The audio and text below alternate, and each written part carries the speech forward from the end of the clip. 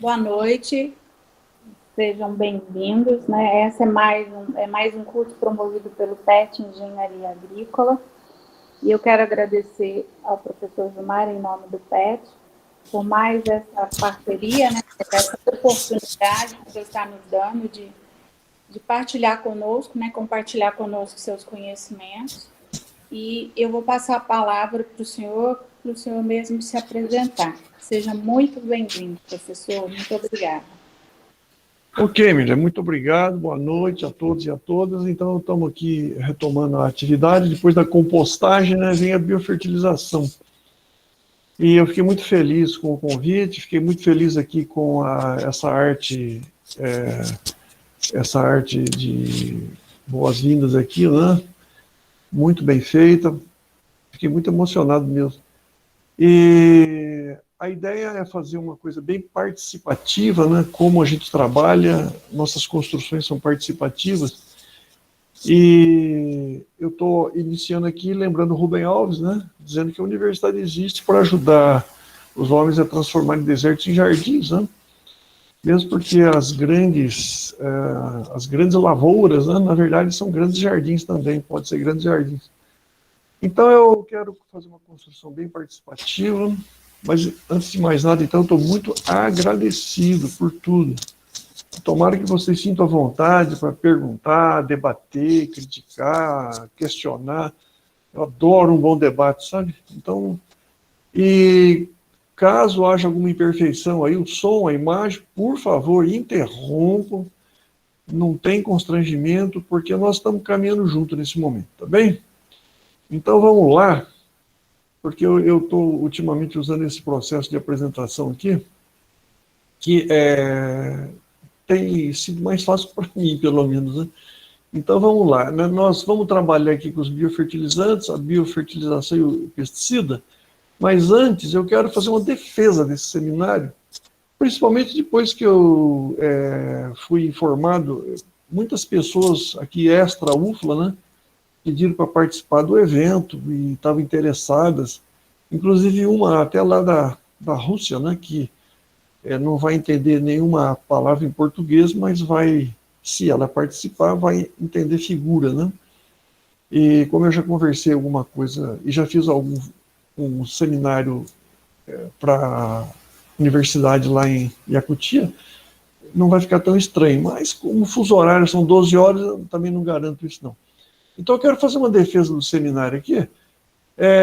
Eu pediria que vocês não se preocupassem com a extensão do texto, né? Porque eu estou juntando um útil ao agradável. Eu tenho o texto, tenho a imagem, mas eu fiz alguns destaques, porque em 2014 a ONU considerou o ano da agricultura familiar, e nesse ano a ONU reconheceu que existe 500 milhões de pessoas ao redor do mundo envolvidas com a agricultura familiar, né?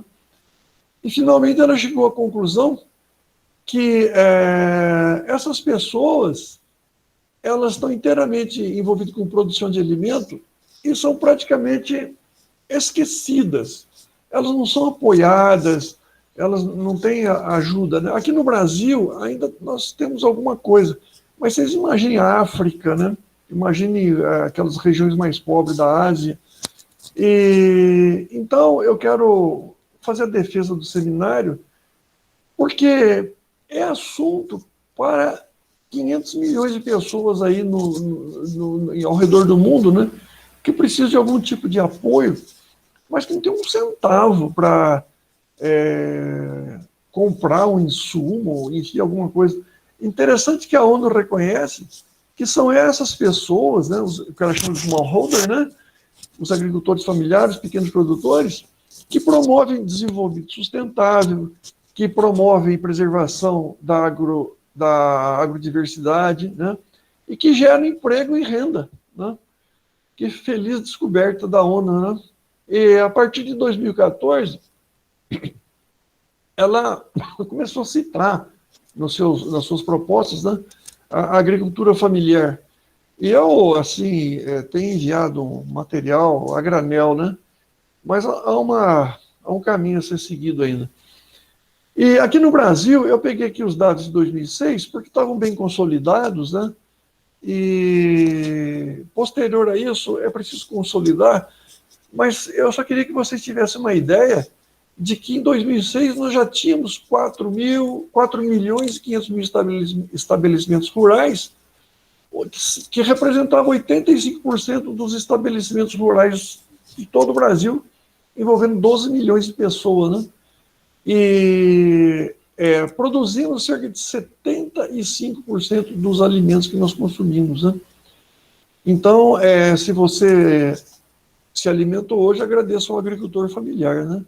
Foi essa parcela da produção aí que é tão pouco prestigiada, que é responsável praticamente pela nossa alimentação, né?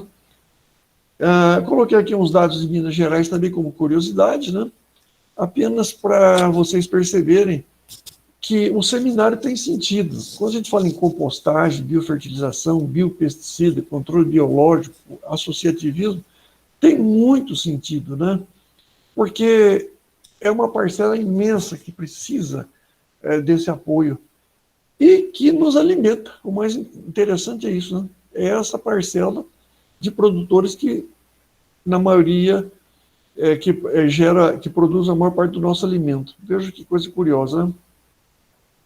Bem, por que nós vamos aliar a biofertilização, vamos aliar a compostagem? No último seminário nós falamos de compostagem, né? E agora vamos aliar aqui a biofertilização para que elas caminhem juntas, como tem que ser mesmo. Compostagem, biofertilização e compostagem caminham juntas, devem caminhar juntas. Então eu só quero chamar a atenção aqui para a questão dos pesticidas, venenos, agrotóxicos, né? Que nós, numa universidade, podemos perfeitamente fazer uma revisão de bibliografia e vamos verificar os danos, né, ao solo, às águas, né, enfim, os danos em geral. Então, nós temos aqui uma maneira de chamar a atenção, né? Está lá o Pedrinho, já tomou o seu veneno hoje, né? Porque é para chamar a atenção mesmo, né? Que nós estamos na linha de frente contra esse envenenamento generalizado que está ocorrendo, tá bem? E isso pode ser debatido, né? Eu também reuni aqui alguns dados, porque toda vez que a gente aborda esse assunto, né, as pessoas falam, não é bem assim, né? Então, é claro que a gente não vai gastar tempo analisando essa imagem, porque daria um outro seminário, mas ainda é lembrar que em 2011, cada brasileiro consumiu em média 5,2 litros de veneno, né? Sem saber, inclusive, né? Ou sabendo, ou não sabendo, enfim, desceu, goela abaixo. E essa é a nossa dose de veneno. Nós estamos diariamente sendo envenenados, né? E muitas vezes estamos achando bom. Acha que bom, né? Vai gerar divisa. Eu fico pensando que maravilha, né? Ser enterrado num túmulo de mármore, né? Coisa linda.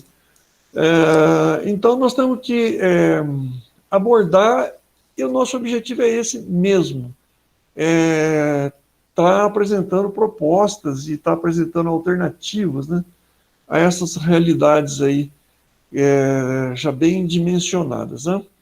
Só para ilustrar mais uma coisinha, já se constatou que todas as águas aqui do sul de Minas estão contaminadas com agrotóxicos, tá bom? Inclusive a subterrânea. Então, lagos, rios, lagoas, ribeirões, ribeirinhos, tudo. Subterrâneo, já todas apresentam agrotóxicos. Muito bem. Agora aqui sim daria um seminário inteiro, né? Tem duas imagens aqui. Eu quero perguntar para vocês que estão assistindo esse seminário, né? O que vocês querem da vida, né? Vocês querem essa proposta da esquerda aqui ou querem a proposta da direita, né? Ou seja, vocês são pela vida ou são pela morte? Isso é a realidade. Hoje, na universidade, na área de ciências agrárias, os profissionais, os futuros profissionais, têm que fazer essa opção mesmo. Isso não é demagogia, não. Vocês terão que optar o que vocês querem da vida. O que vocês querem, enfim, qual vai ser a participação de vocês nesse processo, né?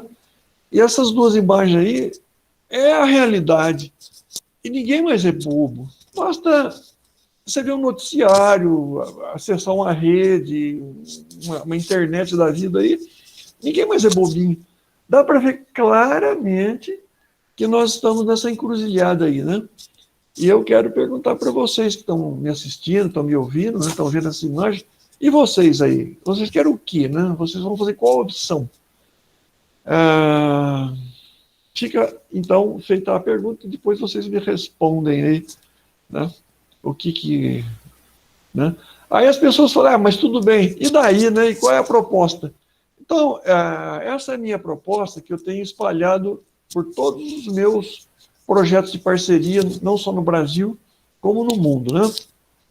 Tá em inglês porque eu tenho feito muitos seminários aí em nível internacional e tenho apresentado essa proposta aí de segurança alimentar. Então, há muito debate. Eu não sei se vocês estão sabendo e acompanharam, mas o Jornal Nacional esses dias falou, hoje a imprensa toda, vocês, conforme eu falei, ninguém mais é bobinho, né? Se eu disser alguma coisa que vocês podem confirmar isso na hora, alguém pode aí confirmar na hora, né? A imprensa hoje está falando da preocupação da ONU com a crise de alimentos após a pandemia, que vai se agravar ainda mais.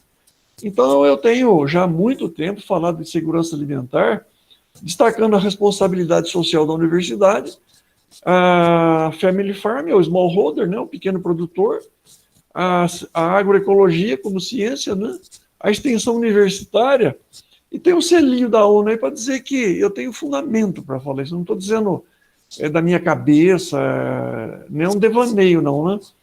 Então, ali na base da pirâmide, eu escrevi Sustainable Social Environmental Technology for Agroecology. Então, essa tem sido a minha proposta, tá certo?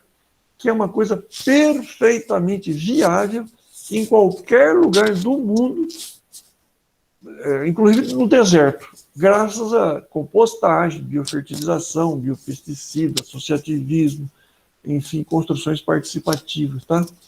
Ou seja, a gente fala, bate, mas também apresenta proposta, não fica só na demagogia, não. Eu quero dizer que eu tenho alguns projetos em andamento com essa linha de conduta aí, que estão indo muito bem mesmo. E só não estão melhor por causa da pandemia, né? Que atingiu não só nós aqui, como o mundo inteiro. Tá bem? Então temos propostas sim. Bem, agora vamos falar propriamente da biofertilização, porque eu fiz a defesa do assunto, né?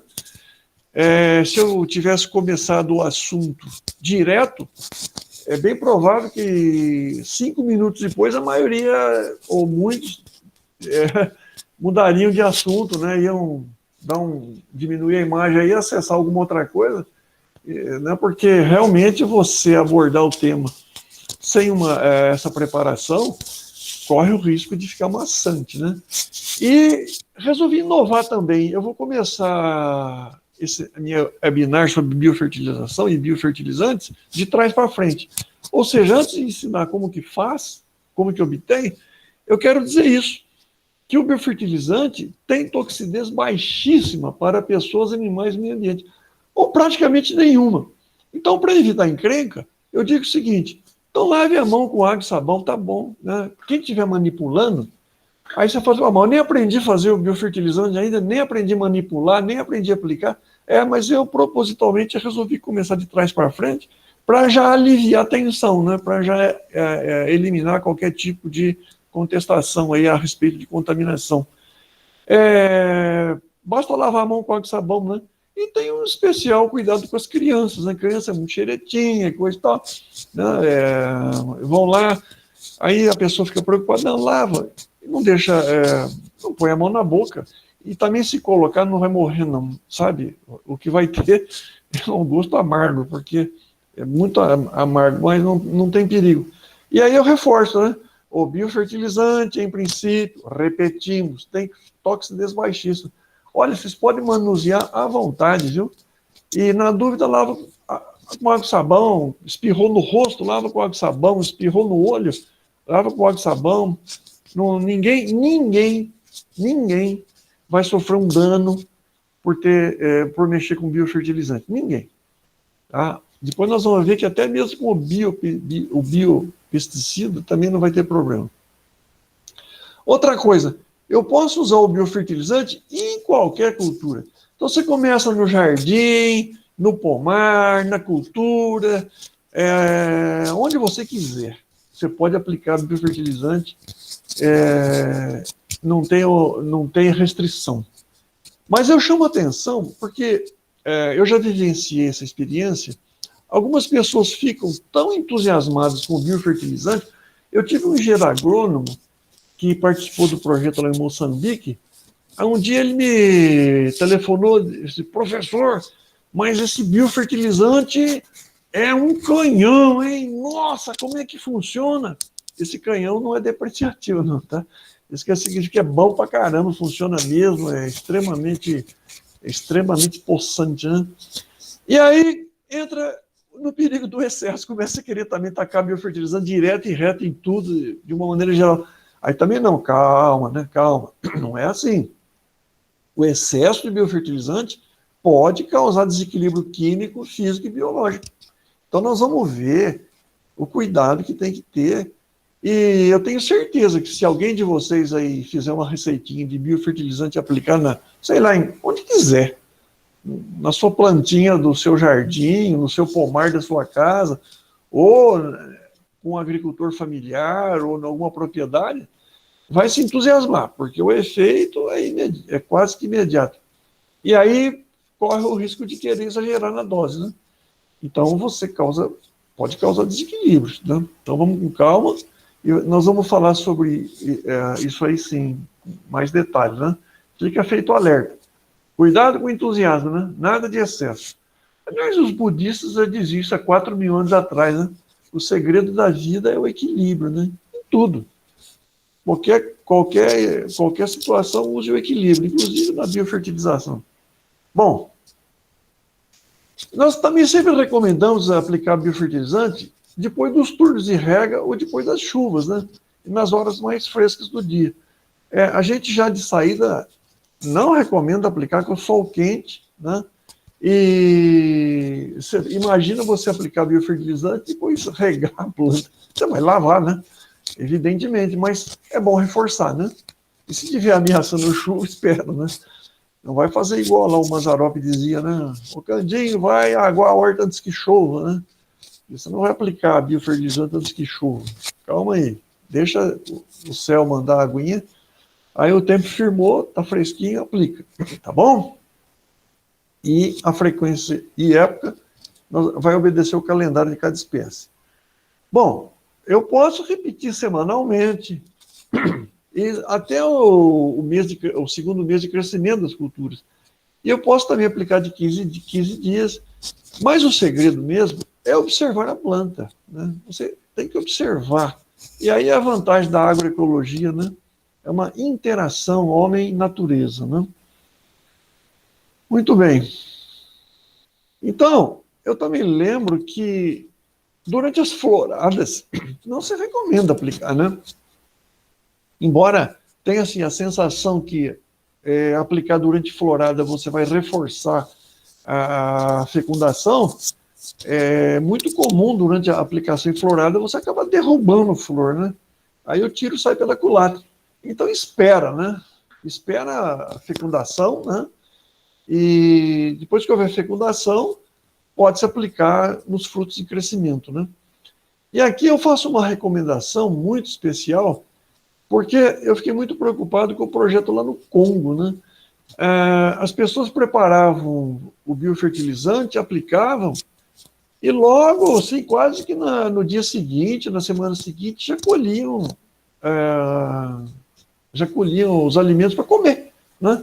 Então eu coloquei aqui, deve esperar no mínimo 45 dias para consumo humano, se o produto for cru, né? Por que eu exagerei na dose aqui? Porque se eu falo 45 dias, as pessoas vão fazer com menos, certamente. Se eu falasse 15, também faria com menos, né? Então eu joguei lá para o alto para as pessoas tomarem cuidado, né?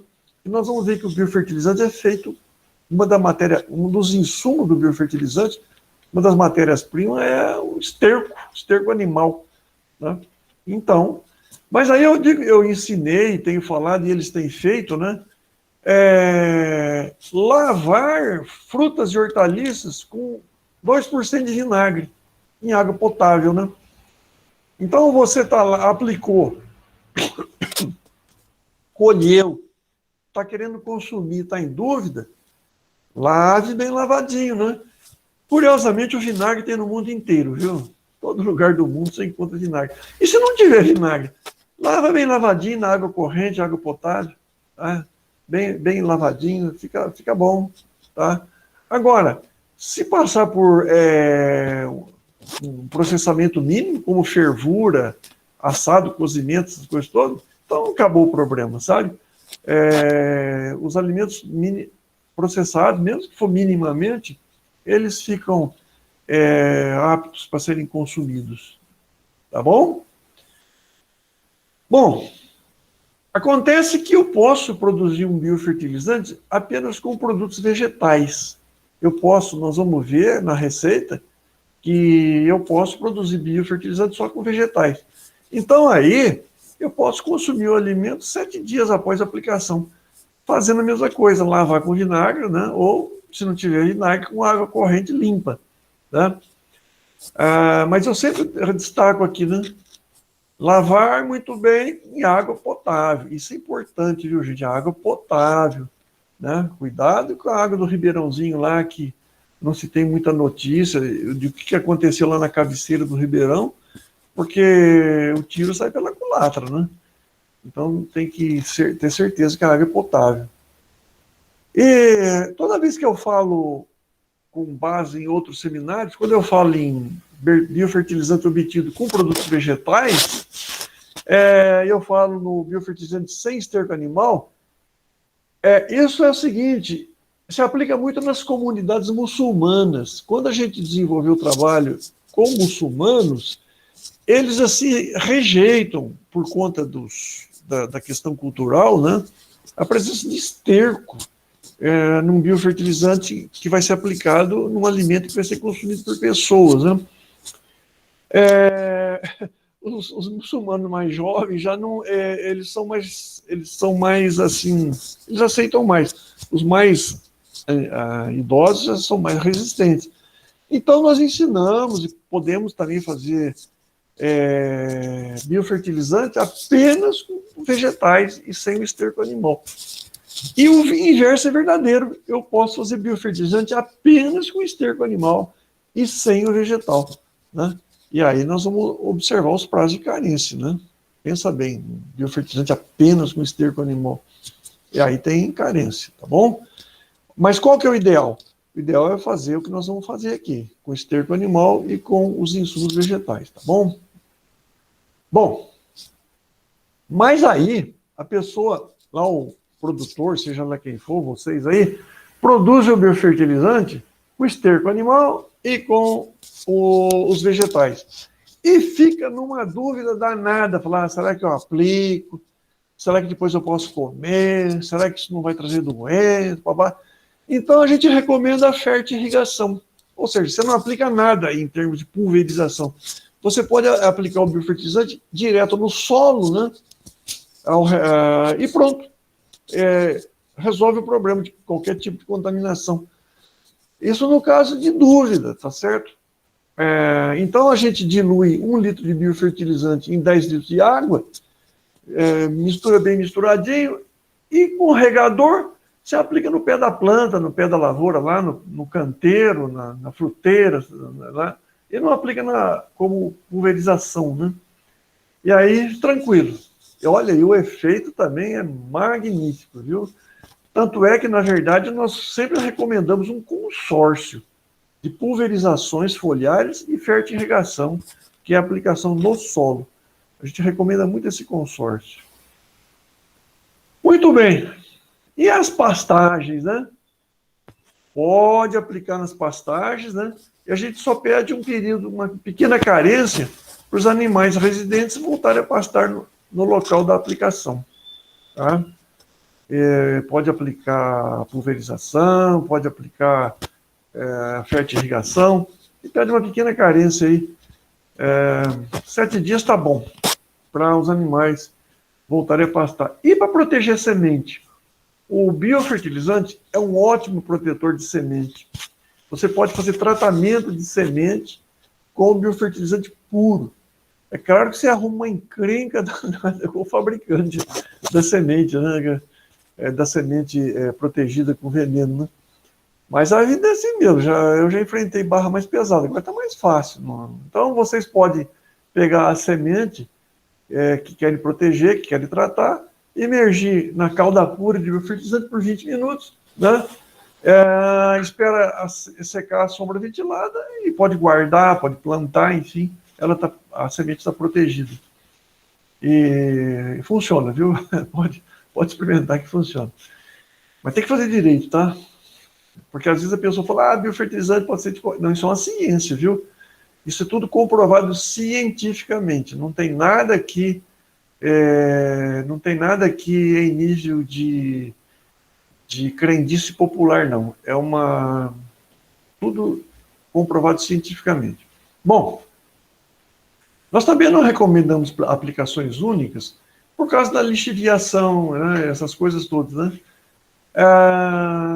Então, a gente recomenda que haja uma alternância aí nas aplicações, porque às vezes a pessoa faz uma aplicação e acontece qualquer coisa, ela culpa o biofertilizante, né? E às vezes o biofertilizante não foi suficiente, precisava de mais um pouquinho. Agora, eu sempre destaco, né? A diferença entre o remédio e o veneno é a dose, tá certo?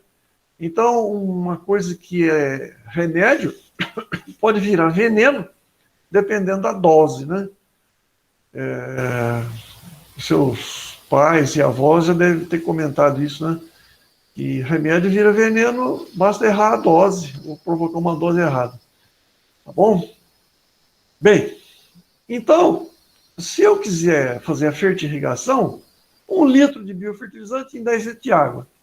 Se eu quiser fazer a pulverização foliar, 1 litro de biofertilizante em 20 litros de água. Pronto. E se você acessar a internet, você vai ver tabelas. Porque hoje já tem muita gente querendo ganhar dinheiro com isso, né? Conforme eu falei lá lembra da compostagem? Eu falei que já tem gente tentando tirar proveito. Paciência, a vida é assim mesmo, é o comércio, né? Já tem gente tentando tirar dinheiro com o Pix lá também, né? Fraudando. E a gente tem que enfrentar essas barras aí. Não tem como. Então, o que acontece? Você pode produzir essas diluições aí e você vai encontrar tabelas. Então, tá lá, para alface, isso, para pepino, não sei o quê, para mandioca, não sei o quê. Ótimo, beleza. Mas pode diluir 1 litro de biofertilizante em litro de água e aplicar na alface, na abóbora, no pepino, na mandioca, no milho, funciona, tá? Essas tabelas que estão tentando comercializar aí, são bonitinhas, tudo bem, mas como eu trabalho, o meu fundamento é trabalhar com o agricultor familiar, com o pequeno produtor, né, com o agricultor descapitalizado, né, eu não entro nessa discussão não, porque vai escravizar essas pessoas, né? Ele sai de uma escravidão e cai em outra. Então eu digo, olha, dilui 1 litro em 20, aplica que vai dar certo. Né? Mas se você quiser fazer uma pesquisa, você vai encontrar tudo bem, sem problema, tá certo? Só que você vai gastar um dinheirinho a mais, né? Conforme é o capitalismo, né? Bom, vamos produzir biofertilizante então? Vamos lá, vocês estão curiosos, né? Mas eu fiz essa inversão de propósito mesmo, tá?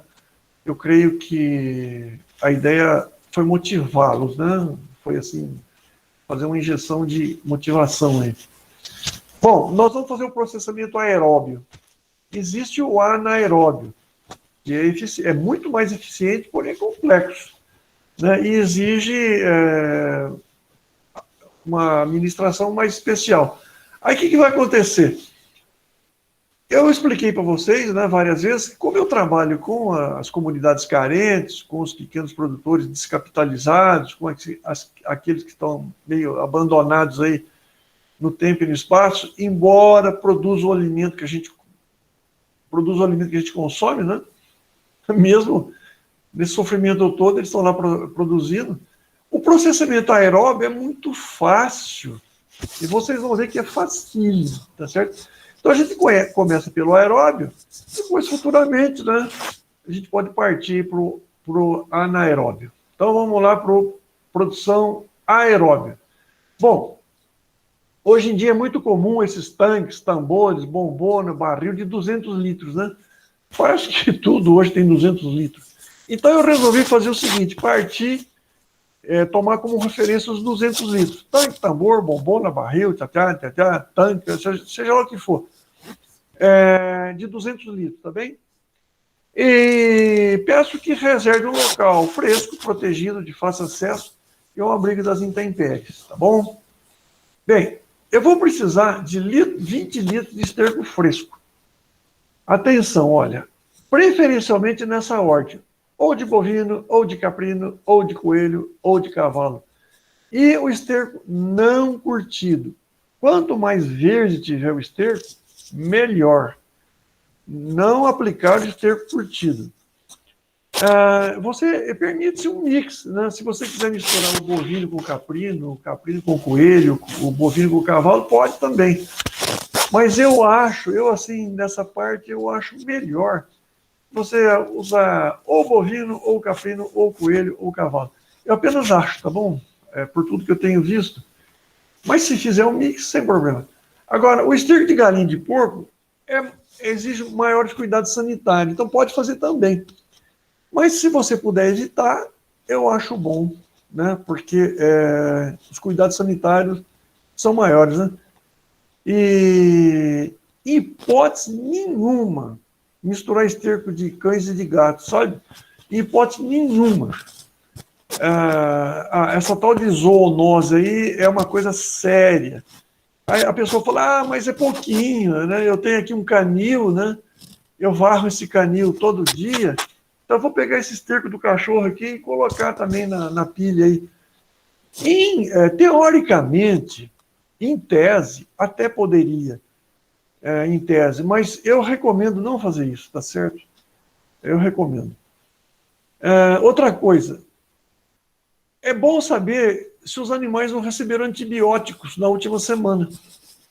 Esses antibióticos que se aplicam nos animais, aí no gado, enfim, nos animais, né? Eles são muito violentos, sabe? O antibiótico assim, pacífico, né? Só na bula. Na prática, eles são muito violentos, né? E eles influem diretamente na qualidade de micro-organismos das fezes dos animais. Nós temos experiências interessantíssimas de animais que receberam antibiótico em cujas fezes, onde eles evacuaram lá no campo, mas não nasce nada em volta. Né? Fica aquele montão de esterco lá e em volta não nasce uma plantinha. Tá certo? Pra vocês terem a ideia do poder do antibiótico. Né? E é fácil saber quando o animal recebeu antibiótico, porque no esterco dele, né, ele não produz a esterilização local, né? Então é bom certificar que o animal não recebeu antibiótico, porque o antibiótico influi muito, muito, muito na microbiologia das fezes. Então, o esterco fresco, né? Quanto mais fresco, melhor, né? E verificar esse antibiótico aí. E hipótese nenhuma, esterco de cães e gatos, tá? Então, repito, vocês vão ver na internet que a pessoa às vezes fala, você varreu o canil, aproveita, né? Em tese é verdade, mas eu não recomendo, tá bom? Eu preciso de água limpa. 200 litros no mínimo. E eu destaco a água limpa porque é muito comum a pessoa pegar água do ribeirão, né? E não ter certeza do que aconteceu na cabeceira desse ribeirão. No trajeto desse ribeirão, a montante ou jusante, eu esqueci. A montante, né? A água que está vindo na montante. Eu não tenho certeza. Então, eu recomendo a água limpa, né? Se você tem uma cisterna lá, tem um poço artesiano, né? é o melhor, né? Ou mesmo, então, uma fonte, né? A fonte natural, né? Também lá as nascentes, né? A água de nascente, mas a qualidade é muito importante, né? Tem que certificar-se disso. E aqui tem uma área bem polêmica agora. Eu escrevi 40 litros de material de origem vegetal, não processado. Ele deve ser picado e não socado. É o seguinte, para você estimar 40 litros, se você picar e socar o material picado, vai coisa verde até não acabar mais. Então, para não ter dúvida, esse 40 litros é uma estimativa. Você pega o material de origem vegetal, pica, você pode picar um facão. Para vocês terem uma ideia, em Moçambique, por exemplo, a gente usou folhas da canhoeira. A canhoeira é onde faz a marula, né? Aquela árvore que é usada para fazer o licor da marula. Não precisou picar, tá certo? A gente já usou a folha direto, não precisou picar nada. Varreu a folha e usou. Mas nós vamos ver que a gente recomenda a cana-de-açúcar, né, a mandioca. Então, aí tem que picar. Então, o que eu falo? Pica tudo, né? Às vezes você tem uma picadeira lá, tá fácil, passa na picadeira. Mas não soque, não soque o material, porque senão vai ficar um volume muito grande. Vai picando, caiu ali, deu uns 40 litros, pronto, né? E também não deve ser processado. Também esse negócio de cozido, cozinhado, refogado, também não recomenda, não. Ou que recebeu tempero, os temperos químicos, aí também não recomendo. E aí eu vou começar a minha revolução particular aqui, tá certo? Nós já vamos ver que eu vou provocar uma grande revolução aqui, tá bom? Olha, os materiais vegetais podem ser apenas aqueles disponíveis com facilidade no local, ou seja, não necessariamente todos indicados na lista abaixo.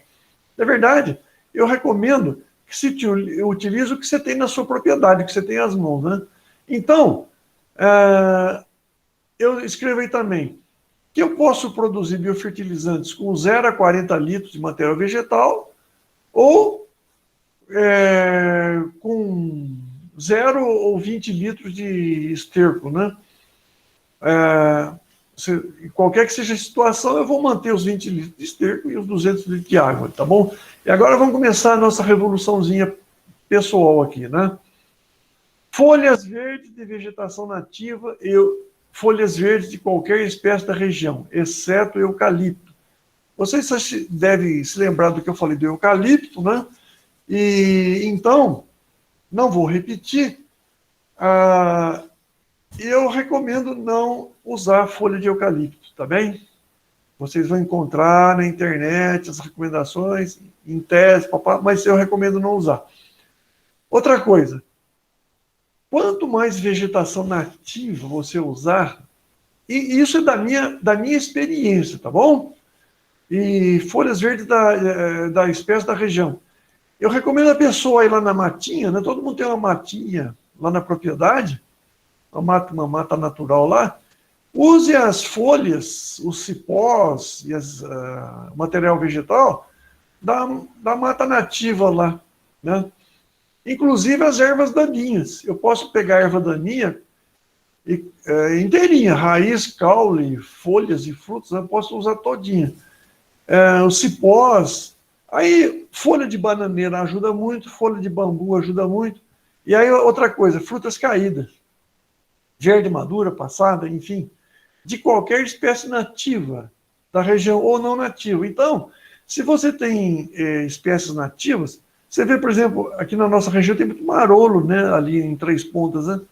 É muito interessante usar o marolo, né? Agora, os pomares tradicionais, né? A nossa manga, mamão, banana, também pode utilizar as frutas caídas, né? É só não exagerar na dose. São algumas frutas, né? Você não pode completar o volume só com as frutas. Mas é muito importante porque quando você varre o seu pomar e retira as frutas que caíram, que estão passadas, você evita a praga para o ano seguinte, né? Ainda pode usar para produzir biofertilizantes, né? E você pode incluir as inflorescências, né? Existem umas plantas que aí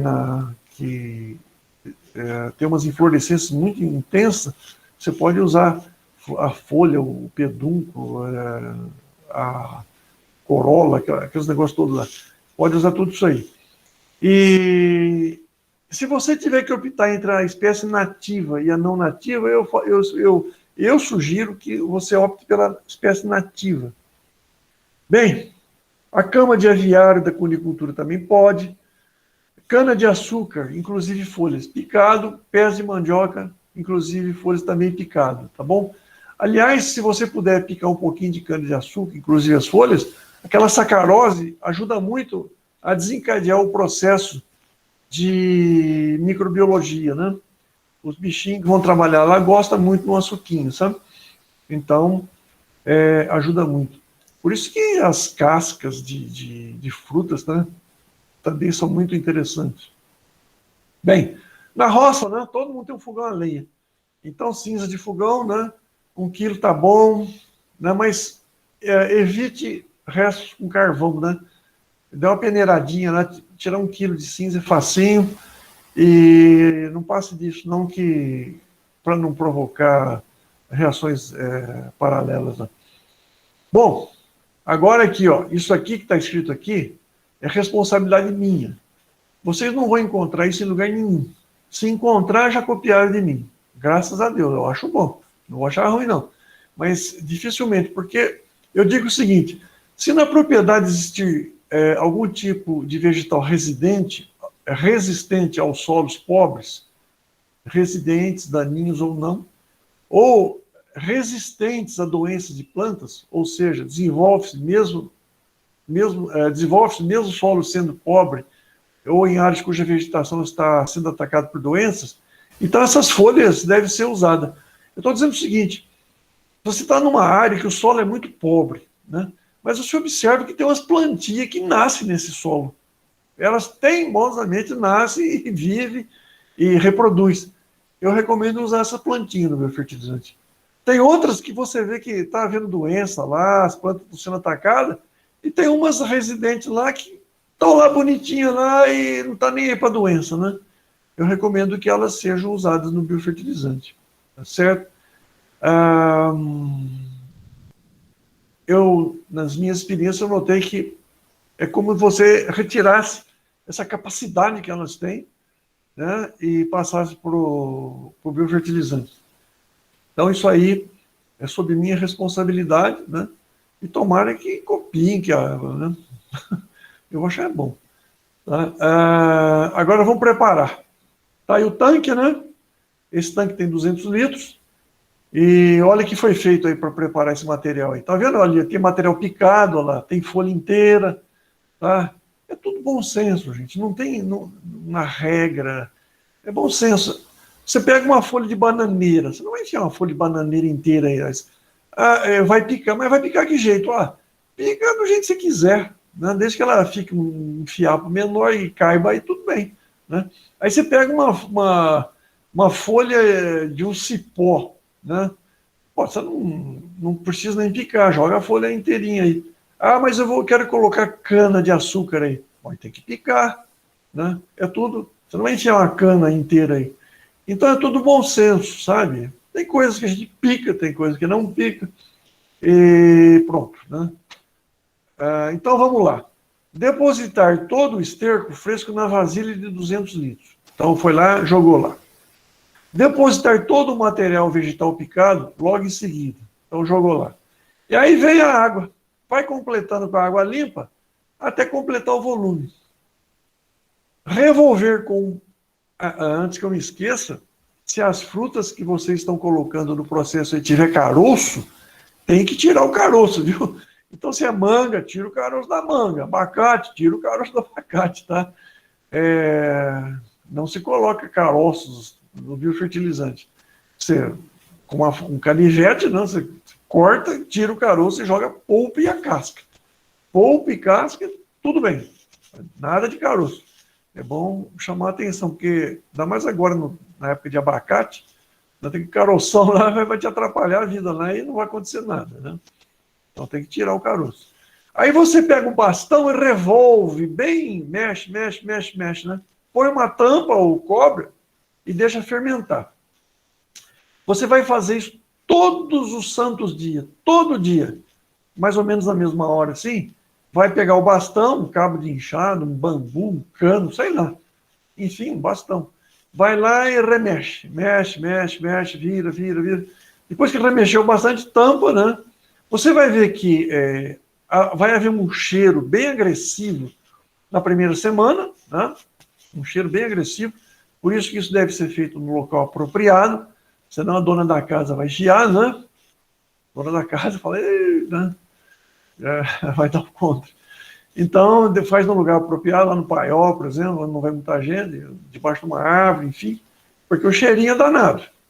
Mas depois você vai perceber que o cheiro vai diminuindo até ficar um cheiro suportável. Sempre vai ter um cheirinho característico, mas ele fica perfeitamente suportável. Isso em torno de 30 dias. Não dá para falar assim quantos dias, sabe? Depende do que você colocou ali, da sua disposição. Então é em torno de 30 dias, tá bom? E como é que eu percebo isso? Você percebe que o material mudou, mudou o aspecto dele, a característica dele, né? E o cheiro está praticamente constante, não muda mais, né? Então nossa, o cheiro está praticamente constante, suportável, o material aqui já mudou bem a característica. Então o que vai acontecer? Filtrar o produto em peneira de malha bem fina ou num tecido de algodão. Tem que passar tudo, porque senão vai entupir o seu pulverizador e você vai ficar com raiva de mim, entendeu? Você vai me xingar lá. Pô, entupiu meu pulverizador aqui. Então tem que filtrar, bem filtrado, né? Na peneira de malha bem fininha ou num tecido de algodão. Lá no meu sítio, eu uso tecido de algodão, porque retém, né? Bom, o produto pode ser engarrafado em garrafas PETs, que devem ser previamente lavadas internamente, né? Então, aqueles resíduos de guaraná, de cerveja, de Coca-Cola, enfim. E a lavação é muito fácil, né? Botar água limpa, chacoalhar bem chacoalhado, perceber que houve a limpeza, né? Vira aquilo de boca para baixo, deixa escorrer, e você engarrafa esse material, né? E tem que rolhar muito bem rolhado, viu? E armazenar no local fresco ao abrigo de intempérie. O biofertilizante filtrado e engarrafado não poderá mais ter contato com o ar atmosférico e poderá ser armazenado por 1 ano, até o momento exato de uso na lavoura, quando será diluído em água limpa, conforme já foi explicitado anteriormente. Deixa guardado. Atenção no armazenamento dessas garrafas. Se você armazenar isso num lugar muito quente, vai ter explosão de garrafa. E aí é barra pesada, viu? Aí a dona da casa fica uma fera. Porque quando o lugar é muito quente, tem algumas garrafas explodem mesmo. E fica uma anarquia. Aquilo corre. Meu Deus do céu. E você vai ter que lavar aquilo, limpar tudo e dar trabalho. Então é bom deixar o lugar bem fresquinho, porque é muito comum garrafa explodir. E você, se tiver essa experiência, não vai ser nada agradável. Principalmente na hora de fazer a limpeza. Dá trabalho fazer a limpeza. Bem, mas o custo-benefício vai valer a pena. Bom, e a parte sólida que ficou na peneira, que ficou no tecido de algodão, é adubo, tá certo? É adubo sólido. Você pode aplicar no pé de uma planta, numa fruteira, enfim, na lavoura, sem problema. Bom, a utilização contínua do biofertilizante e da biofertilização aliada à compostagem permitirá que cada comunidade adeque sua produção às suas necessidades. Ou seja, é um grande trabalho de experimentação, tá? É um grande trabalho de experimentação. E se você aliar isso aí ao controle biológico e ao associativismo, cooperativismo, melhor ainda, né? Trabalhar trabalhar de maneira participativa, né? Muito melhor ainda, tá bom? E o biopesticida, hein? Agora vocês vão ter uma surpresa aí. O biopesticida nada mais é do que colocar como junto com o material vegetal, vegetais reconhecidamente defensivos, né, defensivos naturais. Então, eu tenho uma revista aí, a Revista Brasileira de Plantas Medicinais. Você pode, por exemplo, acessar essa revista, você vai ver a quantidade de plantas que têm função fungicida, bactericida, inseticida, nematicida, acaricida, e tudo que é coisa aí. Aí, se se eu não consigo acessar nada, está difícil, põe cravo de defunto. Vocês conhecem o cravo de defunto? Essa plantinha, tadinha, ela está estigmatizada pelo nome, né? Porque ela dá muito em cemitério. Mas é uma belezinha de planta, dá uma flor muito bonita, tá certo? Se você lá no seu tanque de biofertilizante colocar um massinho de cravo de defunto, raiz, caule, folhas, não tem fruto, tá? Você tem o biopesticida.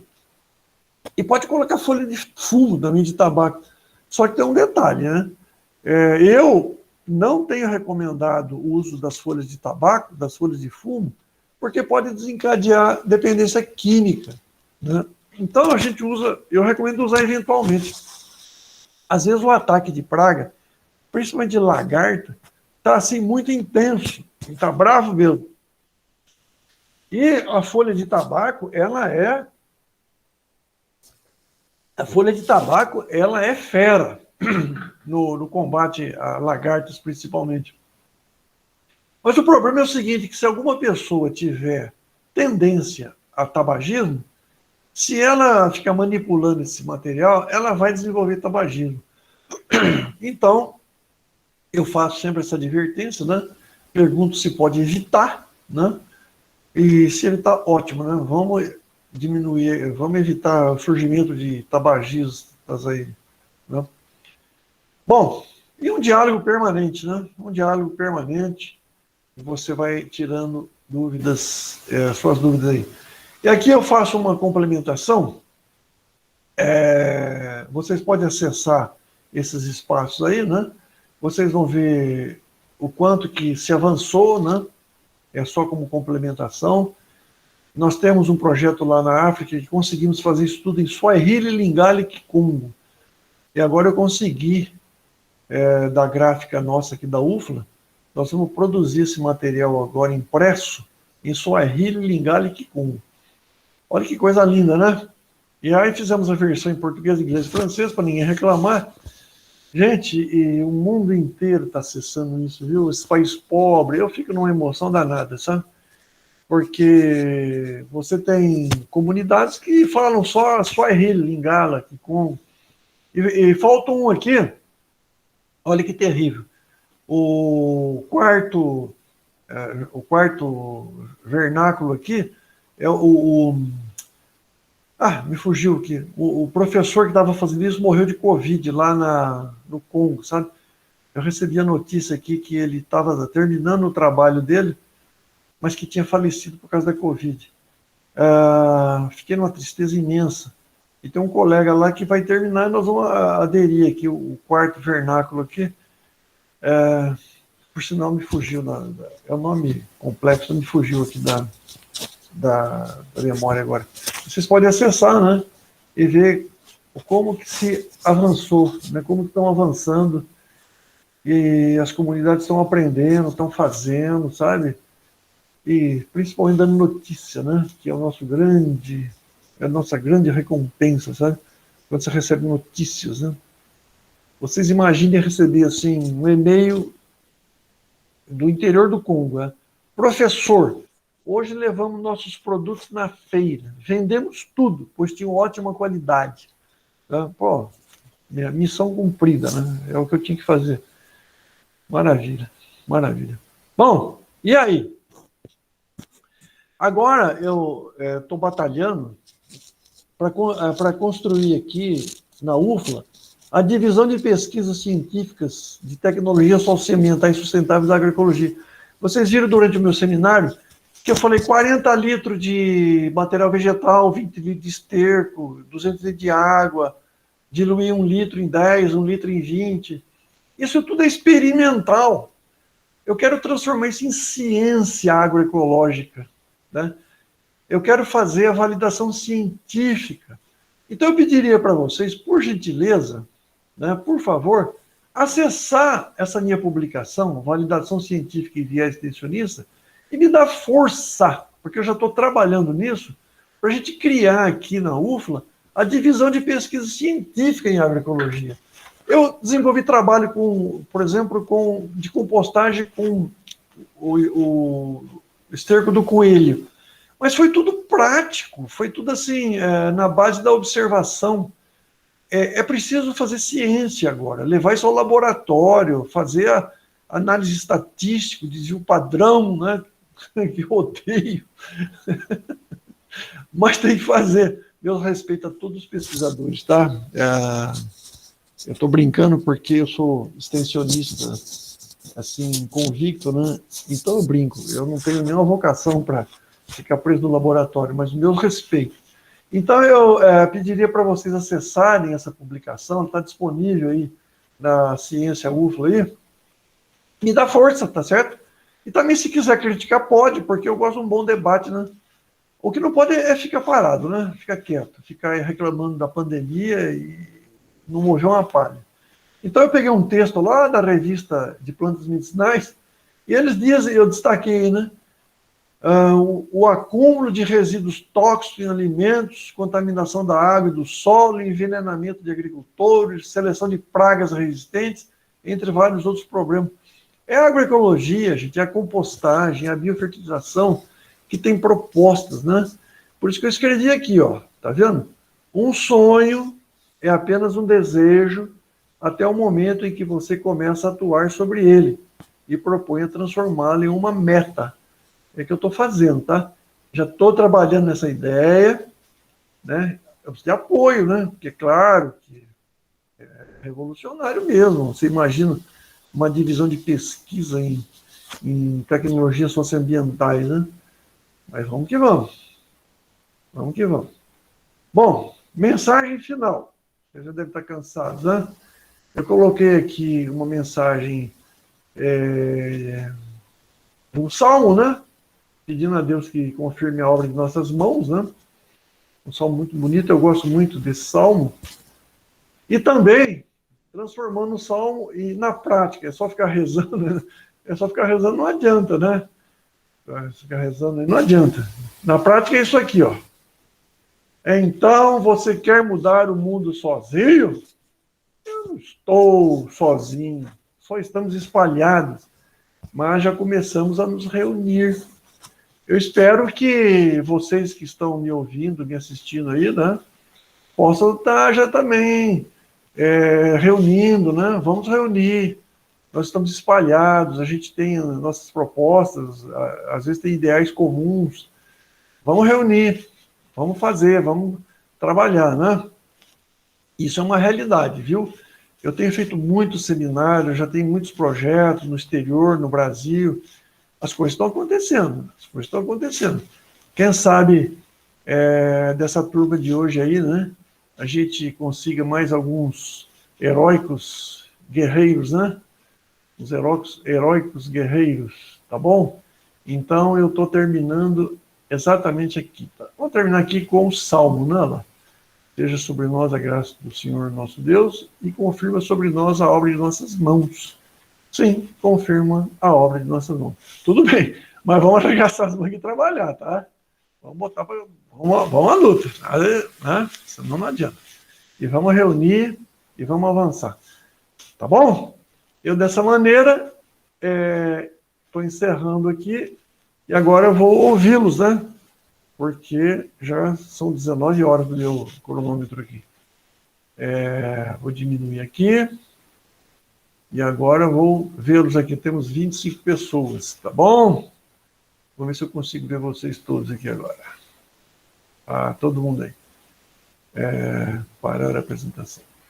Ok. Bem, gente, agora é com vocês.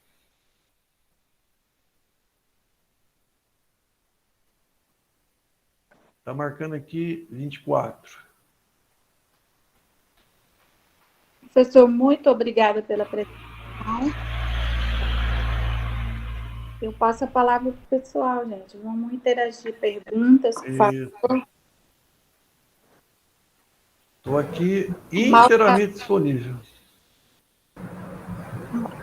Giovana, só aqui. Bom, mulher, eu acho que... Passar a lista passou aí o link para a lista de presença, né? E a Maria Lúcia Araújo, ela falou que estou trabalhando meu gado, nunca recebeu antibióticos. Opa! Bom, maravilha. Tomara que ela descubra também a homeopatia, né? Eu vi umas experiências de gado e de homeopatia por gado, eu fiquei encantado, viu? Sabe, tem jeito, viu, gente? Tem jeito. O que acontece é que, primeiro, a nossa índole latina, né? Nossa índole latina é terrível. Em princípio, acha que tudo é loucura, que não tem jeito, que é assim mesmo. Sabe, tem jeito, tem jeito. Eu vi uma experiência de homeopatia com o café, né? Uma lavoura de café tratada com homeopatia. Eu mesmo, no primeiro momento, falei, meu Deus, né? Eu fiquei assim encantado, viu? Maravilha. O Tiago Henrique, Olha o Tiago aí, vai, Tiago. Irei aplicar o biofertilizante na recuperação de áreas degradadas e no reflorestamento de áreas alternativas super econômica para acelerar a recuperação ambiental. Ah, que notícia boa. E olha, foi gravado, tá? Vocês podem usar o material à vontade, viu? Não vão pagar nenhum direito autoral, não. Eu quero que isso se espalhe, sabe? E quem tiver dúvida, entre em contato. Lembra que eu estou aposentado e sou voluntário, né? É para tocar essa ideia para frente mesmo. Professor Gilmar. Alô? Aqui, Oswaldo. Pois não. Boa noite ao todo o grupo. Muito obrigado. Muito bacana o trabalho do senhor e da equipe. Eu gostaria de saber se tem um e-mail que eu possa essas informações, que eu estou meio cru no WhatsApp aqui no celular. Tá, vou pôr meu e-mail aqui agora. Ó. Ok.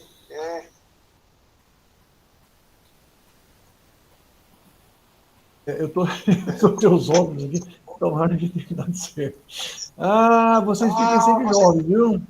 Fiquem sempre jovens. GT Tavares, @ Pronto, eu já mandei meu e-mail. Muito obrigado. Ok, à vontade, manda e-mail. Eu não participo de rede social, porque eu ando meio contrariado com rede social, sabe? Então, mas troca de e-mails aí, eu mantenho firme. gttavares@gmail.com. GT Tavares, são 2 T's, GT Tavares, @uflo.br. Professor Gilmar. Fala aí, Thiago. Opa, achei assim, maravilhoso a proposta, porque assim, nós que já trabalhamos com a parte da extensão com agricultores, é excelente para apresentar isso para eles, como a gente já vem fazendo com o pessoal do Projeto Marolo e com a questão das hortas nas escolas. Que dá para a gente replicar. Mas na questão que eu estou vendo também, de recuperação de áreas degradadas, a área de reflorestamento ambiental, para a parte de sementes e a parte de muvuca, é excelente essa proposta, a gente mergulhar essas sementes nessas soluções para aumentar a capacidade de elas reproduzirem no meio natural, né? Pode fazer. Pode fazer e só lembrar ela fica 20 minutos ali, 15 minutos imersa na solução pura do biofertilizante. E lembrar de deixar ela secando num lugar fresco. Porque às vezes a pessoa deixa ao sol, acha que o sol é melhor. Não. Depois que ela for lavada, ela tem que secar num lugar fresco e ventilado. Não é ao sol, não. Correto. Vamos aplicar o modelo da muvuca com esse tipo de ação. Que nome sugestivo, hein, muvuca?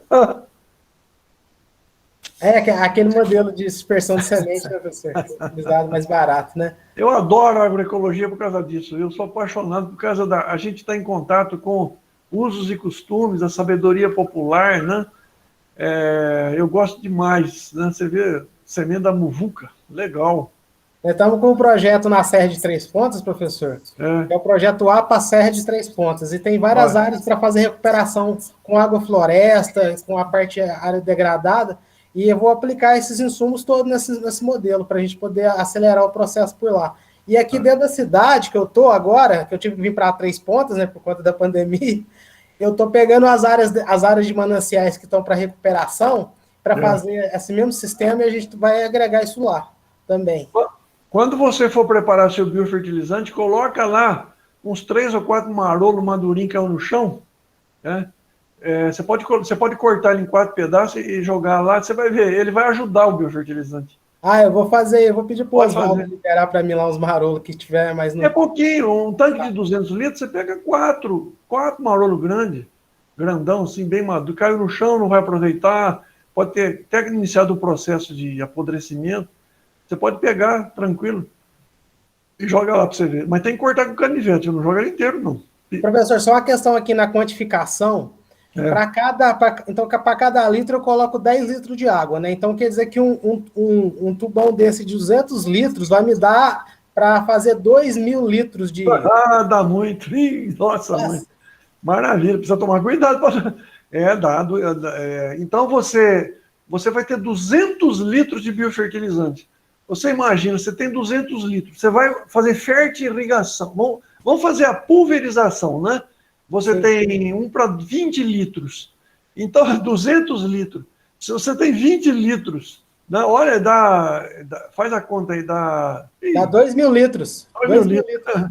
Olha que beleza. É por isso que o pessoal está bravo comigo. Mas aí, por exemplo, professor, se a gente já quantificou quanto que se daria por hectare, para a gente poder fazer um processo... Tem sim. Tem sim. Dá cerca de, acho que 200 litros por hectare. Mas eu posso verificar isso aí. Eu vou estar com uma área de 1,5 hectare para fazer recuperação aqui no manancial, aqui dentro da cidade, que eu vou fazer essa aplicação. Então, eu vou usar praticamente 2 barril de 200 litros, né, praticamente, para fazer tudo. Mas faz o seguinte, vai com calma. Como a gente não sabe a qualidade do produto, ele não sabe se vai ficar mais fraco, mais forte, mas você faz uma aplicação moderada, entendeu? E observa. Né? Porque aquilo que eu falei, o excesso, o que diferencia o veneno do remédio é a dosagem. Então, faz uma aplicação moderada para iniciar. Eu tenho desenvolvido nas comunidades um processo que eu chamo de transição. Né? Eu digo para as pessoas assim, vamos fazer uma transição equilibrada, uma transição tranquila, porque às vezes a pessoa se entusiasma e exagera, e aí dá zebra, e culpa todo mundo, menos o exagero. Então, vamos fazer uma transição bem equilibrada, bem tranquila, bem passo a passo, e aí vai se acertando isso tudo, né? Faz a transição. E o período, professor? Quanto tempo você vai lá e joga o biofertilizante na área? Então, agora, você pode, de 15 em 15 dias, por exemplo, a cada 15 dias. A cada 15 dias. E o ideal é aplicar, se você pulverizar, não deixar o produto escorrer. Você faz uma aplicação de que molha a folha sem escorrimento. Então, você acerta as suas velocidades de aplicação lá, para não haver escorrimento. No caso, vai cair no chão, não, é desperdício. No caso de área de conservação, que eu estou agregando espécie nativa para plantio, muda, e também a parte da muvuca com sementes. Eu posso plantar a espécie no lugar, regar ela com biofertilizante. Pode. Né? Pode. Aí você faz a fertirrigação. E faço isso a cada 15 dias. Isso.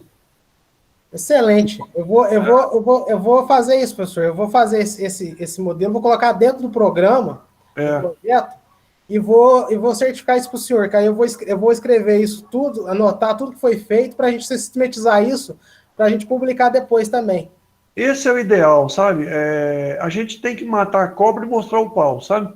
Então, quando a gente fala desse assunto, as pessoas ficam com o pé atrás, Porque nós temos uma cultura de veneno, entendeu? É. Para nós, o inseticida, o herbicida, o acaricida, o nematicida, o cida, já entrouxou no nosso subconsciente. Então, a gente, toda vez que fala de uma alternativa, fica com o pezinho atrás. É até justo, sabe? Foi uma cultura que foi introjetada na nossa cabeça.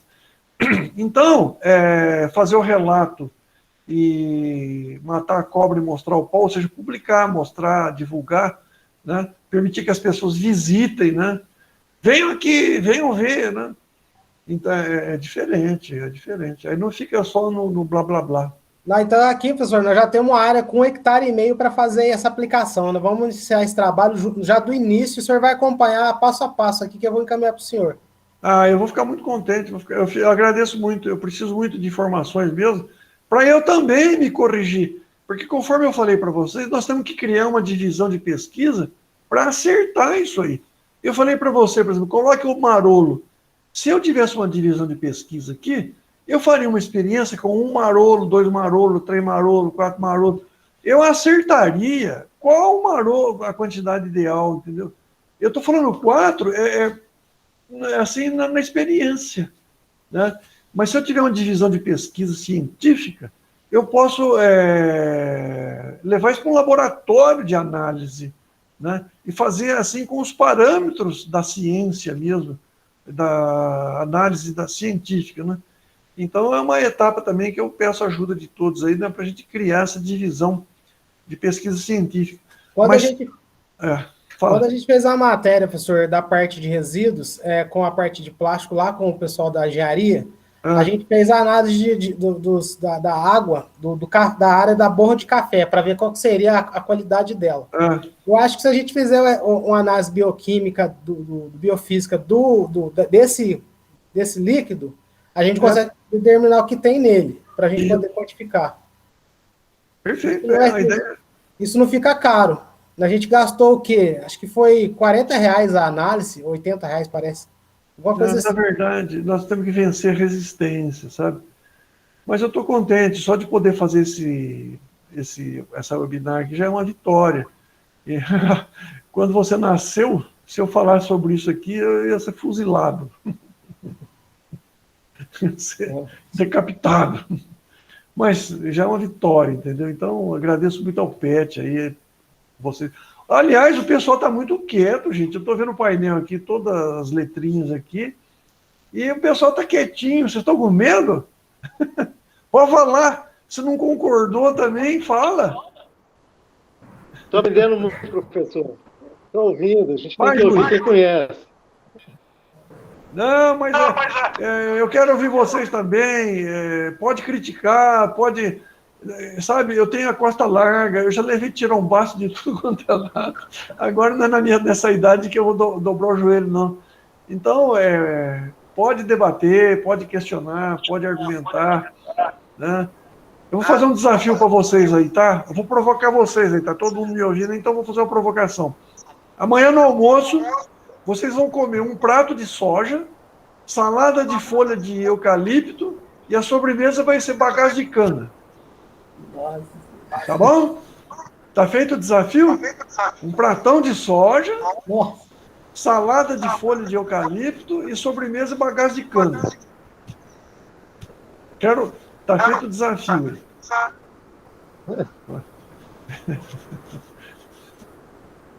Tá feito o desafio. Vocês vão ver se a gente precisa. O que a gente precisa, né? Nós precisamos de hortifruti granjeiro, nós precisamos de comida, né? Justamente. Nós precisamos.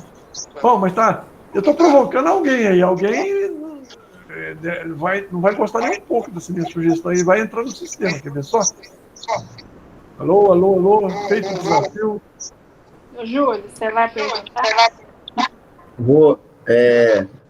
Bom, professor Gilmar, primeiramente quero agradecer mais uma oportunidade, né, de tantas que você está oferecendo para a gente do PET aí, e ainda mais hoje que teve participação de umas pessoas de fora, a gente vê o quanto é gratificante ver o Thiago falando que já vai colocar esse trabalho em prática, que você acabou de apresentar para a gente.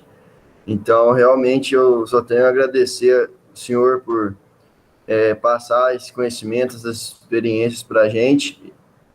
E pode saber que, acho que para muitas pessoas aqui não vai ficar só numa apresentação, acho que muita gente vai realmente fazer isso. E eu quero perguntar, assim, na hora de, por exemplo, se for usar essa biofertilização da pastagem, por exemplo, na hora do preparo ali, na hora de colocar a parte vegetal, seria interessante colocar partes, né, realmente da pastagem, ou não interfere nada, pode continuar na parte das frutíferas? Põe braquiária. Folha de braquiária. Entendi. Braquiária, colonião, se for usar o capim, meu Deus, aquele que parece uma cana. Mombaça? Napier? Napier, não, o Napier. Me fugiu aqui, pica. Quando ele tem, o talo dele é muito rígido, né? Você pica numa picadeira, mas pode colocar sim a capim Napier, colonião, se tiver um capim gordura lá que é mais raro também pode. Aliás, o capim gordura acabou, né? Sumiu. Mas se pudesse pegar um punhadão e jogar lá no tanque também é muito bom. Agora tem um detalhe, começou a fazer o biofertilizante, não coloca mais nada, viu? Pegou o que tinha que pegar, jogou no tanque, começou o processo. Não, caiu uma folha no pomar lá, caiu uma fruta no pomar. Não, fica para a próxima. Não se recomeça o processo. Aí vai até o fim agora. Aí, nesse caso, por exemplo, mesclar também parte de pastagem com frutíferas, isso daí não interfere em nada também. Nada. Quanto mais diversificado for o material vegetal, melhor. Então, se você puder colocar... A pessoa, por exemplo, tem lá uma hortinha lá, sobrou umas folhas de alface, de couve, né, que não está aproveitando, vai para o tanque. Agora, eu recomendo que sejam as últimas a serem colocadas. As hortaliças, elas podem participar da biofertilização, mas eu gosto muito das plantas nativas, sabe? Elas têm mais reserva, mas nada impede de você colocar alface, couve, tomate, abóbora, almeirão, nada impede. Pode colocar. Olha, a agroecologia é uma benção, viu? Na verdade, você pode usar tudo. Não perde nada, tá? Não perde nada.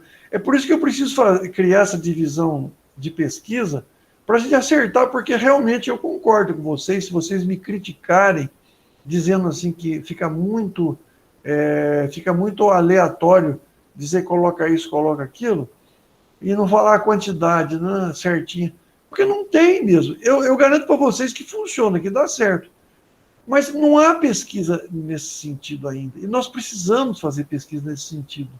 Né? É muito importante. Então, vamos... por hora, fica assim mesmo. Tentativa, né? Por tentativa.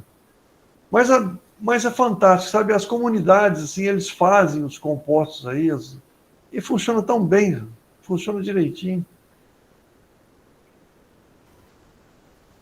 Senhor Gilmar. Então tá bom. Deu para entender. Muito obrigado. Senhor Gilmar. Está conseguindo ler, professor? Eu estou conseguindo ler aqui. O meu irmão aqui já me deu uma dura aqui, ó. Os produtores aqui de Londrina vão lhe atacar. Soja aqui é plantada até na sala de casa. E a Maria... João, tudo... Maria Lúcia, um pouco antes. Maura Lúcia, desculpa, Maura, estou falando Maria. Ela é de Resplendor. Ela falou que trabalha só no sistema agroecológico e ela está pensando em usar o cariru de porco, capoeirava e algodão. Eles nascem bem e não têm inimigo. Maravilha. Olha, faça isso e depois me dê notícia, tá? Porque eu preciso também de feedback, porque se eu, por acaso, cometer algum engano também, eu preciso saber, né? Porque, conforme eu falei, não temos pesquisa, né? E como não temos pesquisa, então o que acontece? Repito, é na base da experiência, né? E eu estou conseguindo aqui. Tá. Ô, João, entra no sistema aí da notícia. Eu tô assistindo a palestra aqui. Então tá bom. Eu tô assistindo e vou falar. Tá me ouvindo? Estou ouvindo perfeitamente. Eu tô assistindo e vou falar que você sabe, concordo com tudo, só que eu sou ciência, então nós vamos ter que fazer ciência em cima disso tudo. Graças a Deus, ótimo.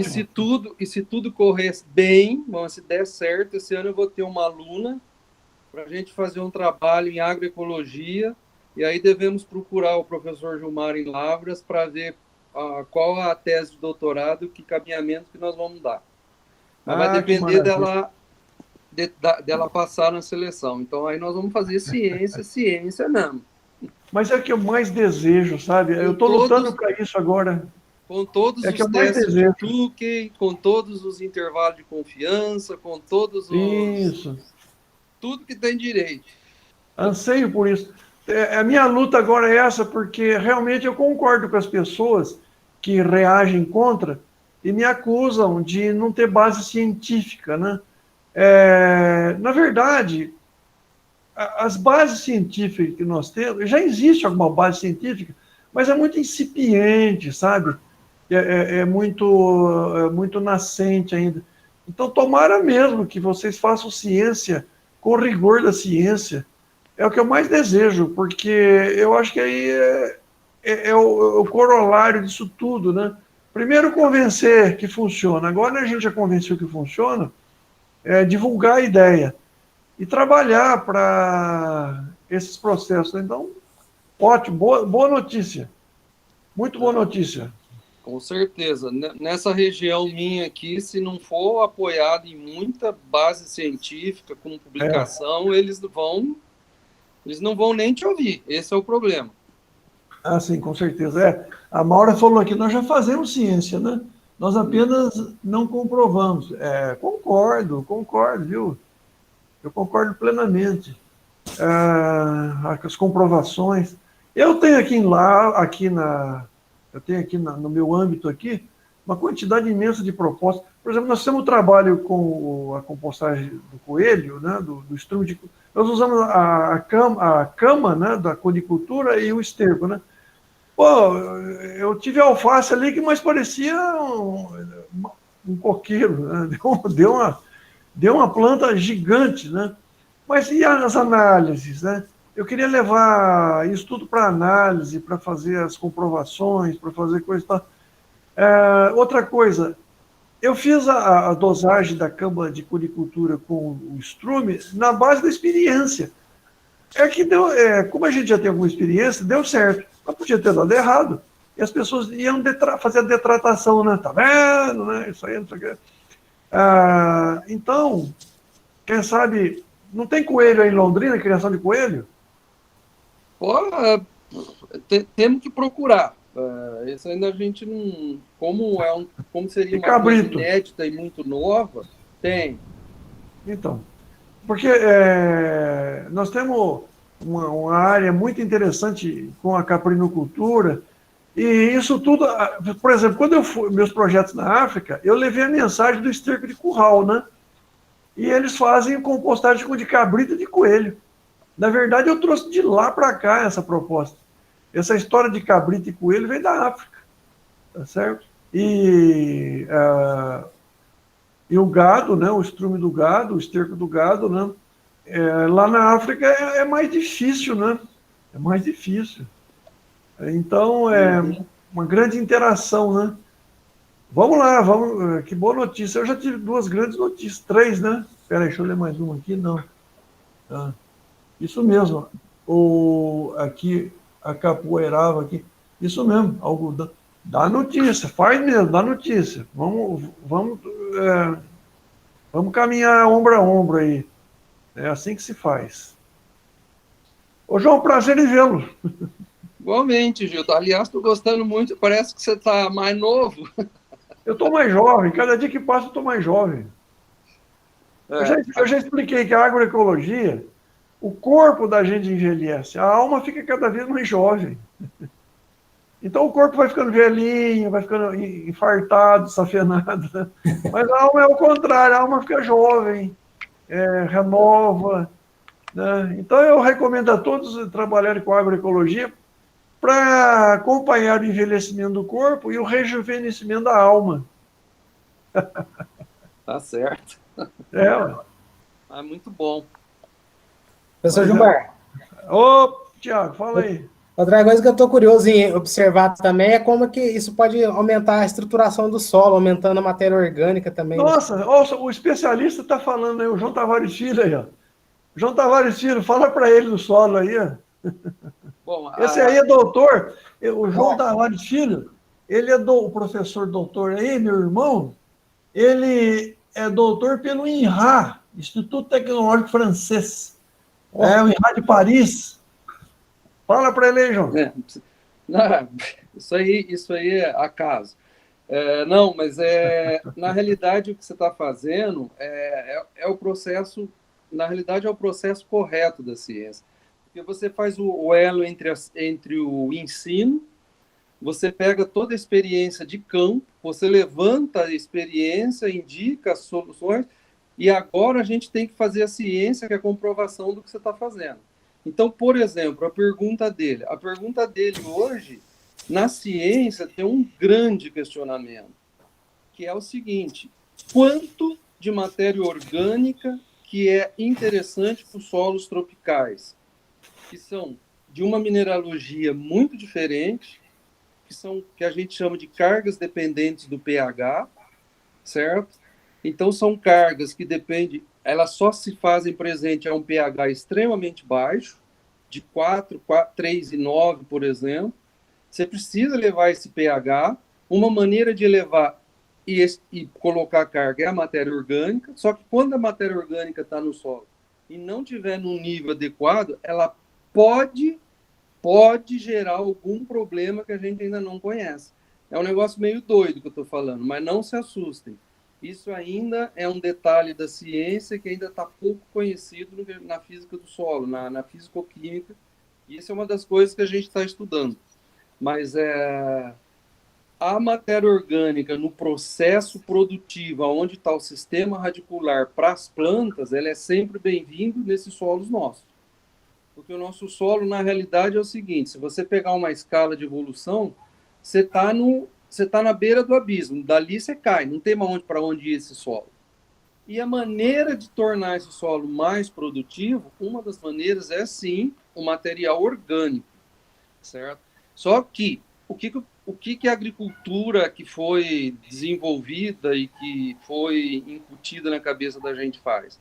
A maneira de desenvolver é o processo mais simples. Qual é? Você joga um monte de calcário, um monte de adubo, reza para chover.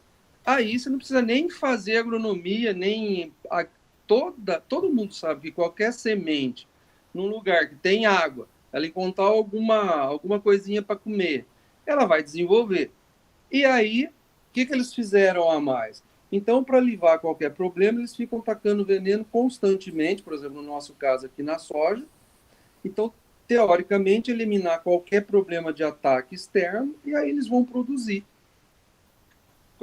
Todo mundo fala, a agricultura brasileira é uma grande produtora. Na realidade, eu digo que não é totalmente verdade. Você sabe por quê?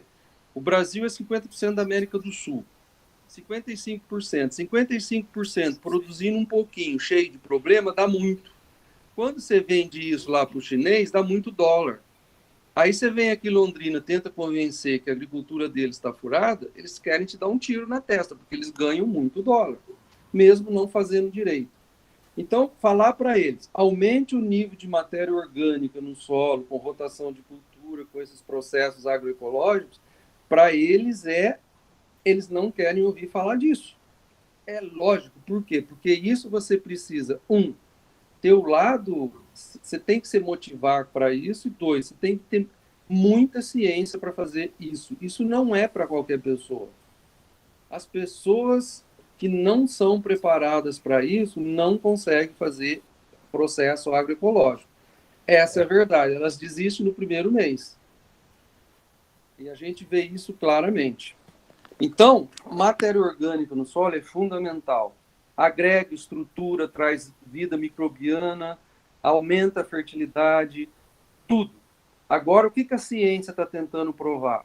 A ciência vai tentar estudar mais o seguinte: quais são os melhores níveis para o solo tropical? Isso é uma coisa que a gente não sabe. Mas até chegar nesse ponto, quanto mais matéria orgânica, melhor. Professor, recentemente agora a Embrapa desenvolveu aquela análise de solo da parte biológica, não sei se você deve ter visto, Sim. Que faz além da parte do mineralógica, faz também a parte biológica do solo, que dá o indicador para se olhar esses rendimentos aí. Eu acho que foi um avanço bem interessante que pode ser bem aplicado nessas questões. Isso foi um avanço extremamente importante em termos de ciência para a agricultura. Só que se você procurar um pouco mais a fundo, você vai ver o seguinte, que por trás disso, talvez a parte orgânica, agroecológica, vai ter um papel fundamental. Por quê? Porque você só faz microbiologia do solo se tiver o quê? O que os bichinhos comer. O que os bichinhos comem? Material orgânico. Quem que fornece material orgânico? Não é o produto químico.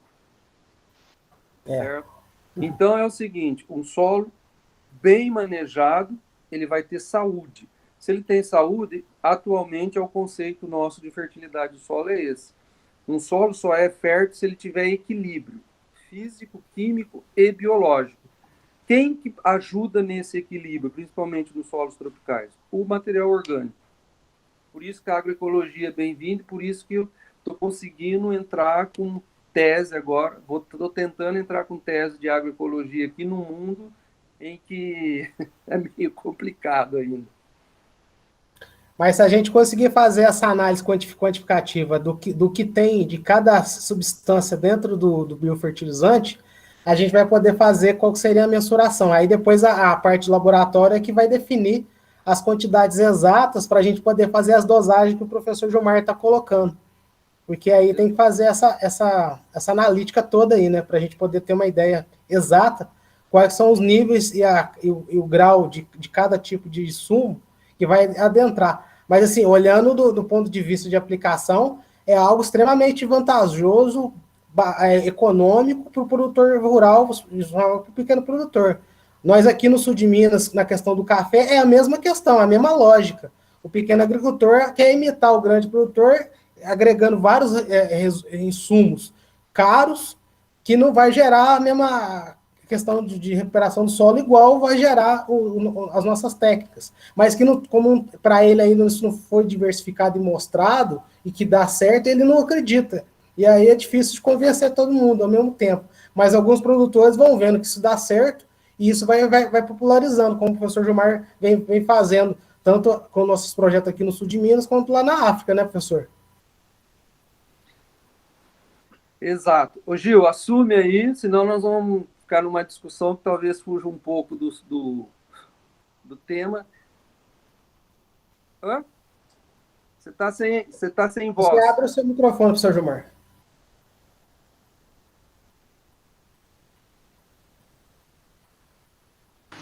O professor... Opa, aqui pronto. Complementando o João Tavares e o Thiago, isso é um questionamento que surge bastante, né? A questão da produção em grande escala, né? Produção industrial. Então, é interessante a biofertilização para a produção em grande escala?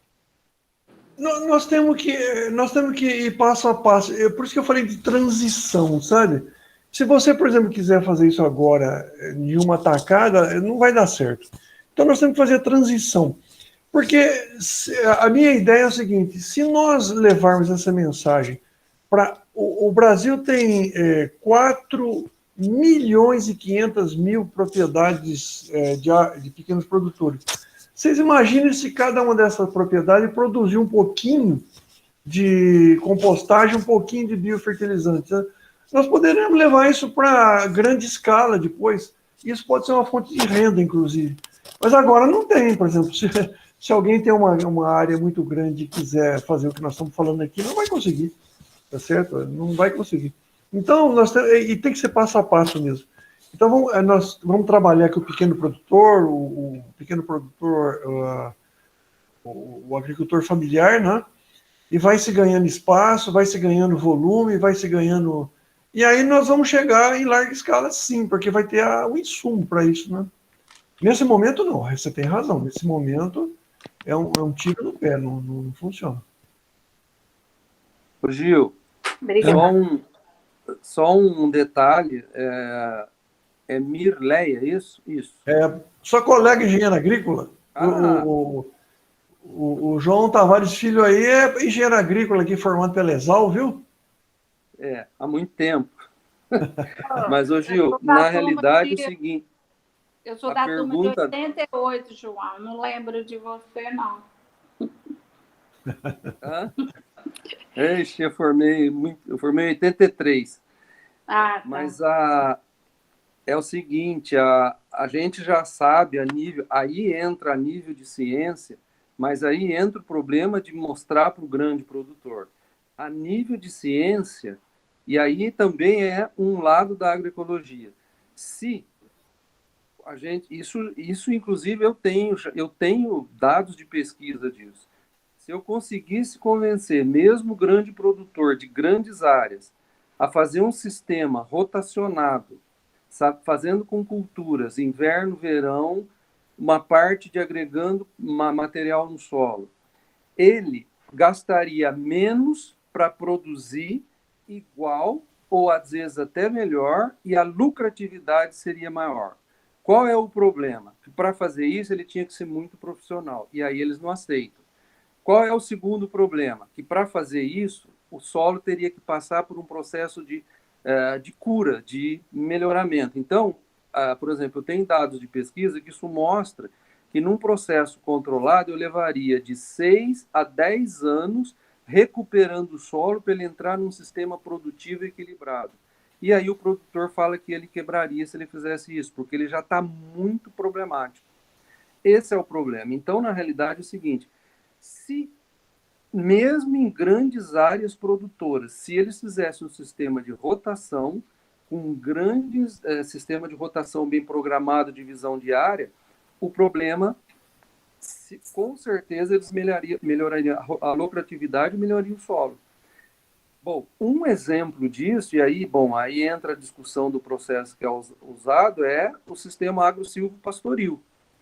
Agora, por que eles usam o eucalipto, que o Gil estava falando aí, de usar a salada, a folha do eucalipto? Porque o eucalipto, eles conseguem uma renda em 6 anos, certo?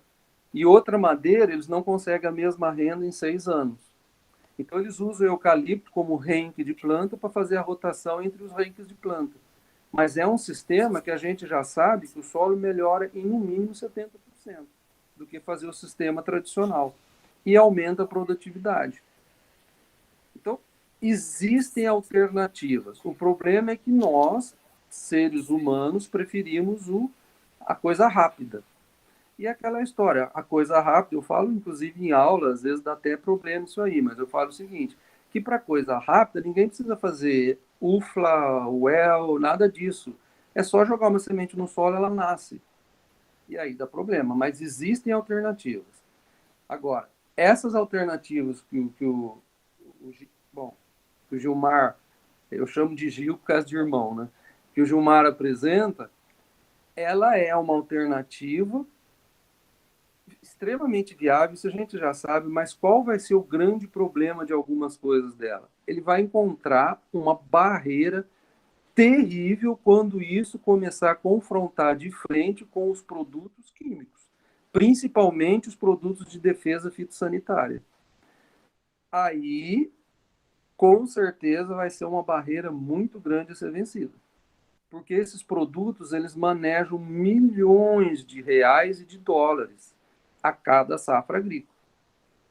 Aqui no Paraná, a gente vê que, inclusive aqui no Paraná, gente, os vendedores de produtos químicos, principalmente para a cultura da soja, a cada ano eles têm meta de venda de veneno a ser batida.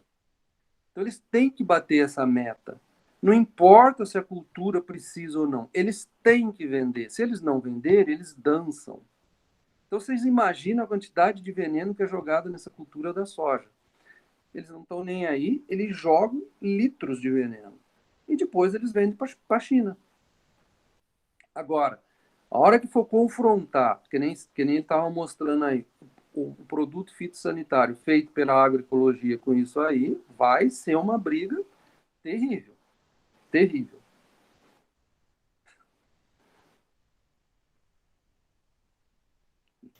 Pode ir. Muito bem. Os colegas aí da engenharia agrícola da ESAL, os colegas, e os dois foram meus alunos, né? Mas tá bom. Isso. Ô, gente, mas tem mais gente no chat aí e tá com vergonha de participar?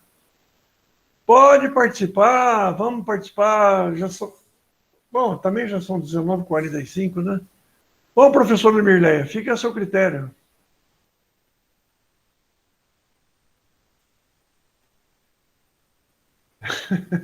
Só abrir o microfone, porque o microfone está em um, viu, gente? A câmera é em outro. Legal. Professor, o senhor me esclareceu bem, eu estou contemplada. Muito obrigada ao João aí também que me esclareceu, né? Ao Tiago, ao Júlio, o pessoal que está participando. Estou falando a Maura Lúcia, que eu estou chamando sempre de Maria Lúcia, desculpa. O pessoal que participou pelo chat.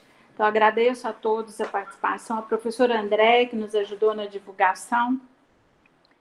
E eu gostaria que o senhor fizesse as considerações finais. E se o Júlio quiser, e a Giovana, né, que estão como também participantes, administradores desse projeto, se eles quiserem se manifestar também, fiquem à vontade. Muito bem. Então, em considerações finais, a palavra é gratidão, né? O evento hoje foi especial, porque com essa entrada do meu irmão aí, tornou-se para mim, em nível pessoal, extremamente emocionante, né? Então, eu fiquei muito emocionado e fiquei muito agradecido. Estou muito agradecido também por ter sido convidado. A ideia é essa, é preciso debater, é preciso conversar sobre isso. É uma caminhada, né? É uma caminhada, ninguém é dono da verdade. E eu creio que a agroecologia tem essa proposta holística, né? Eu gosto muito dessa proposta holística, de caminhar junto, de debater, de construir participativamente, enfim, de experimentar. Portanto, a palavra é gratidão.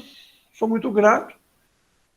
Se tiver que pedir alguma coisa, peço apoio, porque eu tenho novas investidas aí nas pró-reitorias para trabalhar na divisão de pesquisa, né? Vou precisar de apoio, porque para não parecer que eu estou fazendo isso sozinho. Solicito que acessem os sites que eu divulguei, porque cada vez que vocês acessarem, agora eu estou fazendo política, né? Mas uma política boa. Vocês acessam o site, conta lá que acessou, né? E se eu tiver um grande número de acessos, eu tenho fundamentos para defender as minhas propostas, né? Então, se você não gostou do que ouviu, acessa lá do mesmo jeito para marcar um pontinho lá e dar um like lá, né? Para me ajudar aí nessa empreitada, porque realmente sozinho, né, já dizia o Isaac Newton, né? Se eu vi mais longe porque eu estava sob o ombro de gigantes, né? Então vamos em frente aí. E a palavra é gratidão. Ok? Ok, então, professor, em nome do PET, aqui é a Giovana falando. Eu agradeço a apresentação. Para mim foi um assunto novo e foi muito esclarecedor.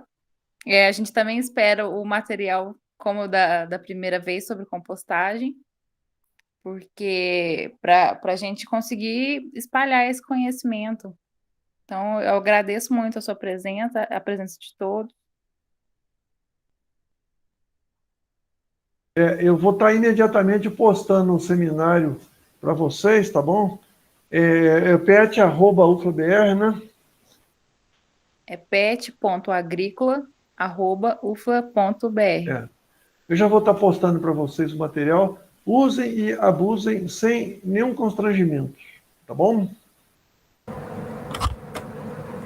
Bom, professor, também gostaria de reforçar aqui o agradecimento e cuidado para se colocar à disposição aí, que você sabe que eu estou te procurando bastante para dar os cursos para nós aí.